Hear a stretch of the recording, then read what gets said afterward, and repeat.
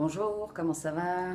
Mon nom est Laetitia. Et alors, j'ai Cathy qui me demandait, parce que hier, je parlais de la conscience de soi, les pratiques.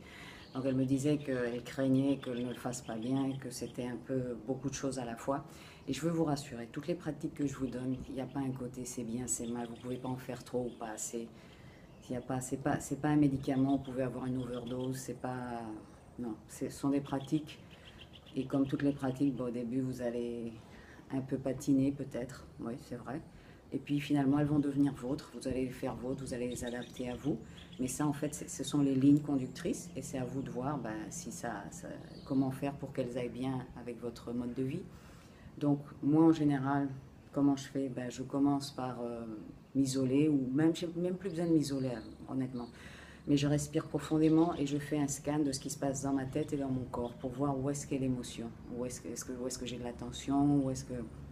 Et de là, eh ben, je la nomme. Mélancolie, tristesse, inquiétude, stress.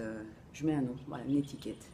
Et de là, ben, je regarde s'il y a une raison, parce que des fois, oui, il y a une raison, c'est-à-dire que vous avez une date qui est là, que vous devez absolument remettre votre projet, et elle est là à l'arrière de votre tête, et c'est pas que vous la pensez là, mais elle est ici présente, et donc elle vous met un peu la pression.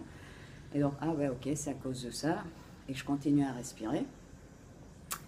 Et elle peut passer toute seule. Si elle passe pas toute seule, ben, je passe au suivant qui est simplement ben, lui donner son nom. Hein. Dans mon cas, c'est l'inquiétude en général qui arrive en vague comme ça et qui part pas tout de suite. Il s'appelle Edgar. Ah, Edgar, t'es là, ok. Ben, qu'est-ce qui se passe? Et j'ai vraiment une conversation avec Edgar et je continue à respirer. Et je ne m'inquiète pas si Edgar disparaît comme ça ou si au contraire Edgar, ben, il reste là dans le coin.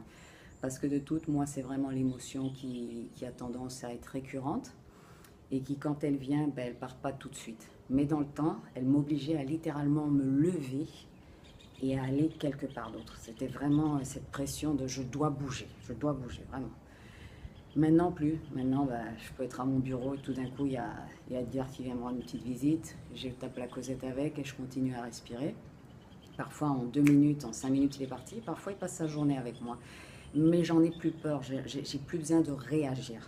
Donc c'est ce que je voulais vous dire, continuez à pratiquer, ça ne va pas changer comme ça en 2 minutes. Moi je fais ça depuis des années et je vous dis c'est toujours là parce que finalement il y a certaines émotions qui nous accompagneront toujours, hein, font partie de notre patrimoine.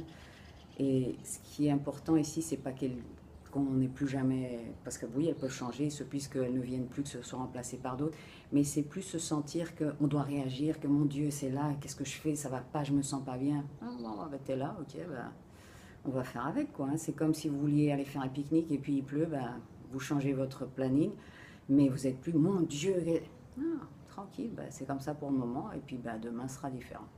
Alors continuez à pratiquer, des questions, vous me les posez. Bonne journée, ciao.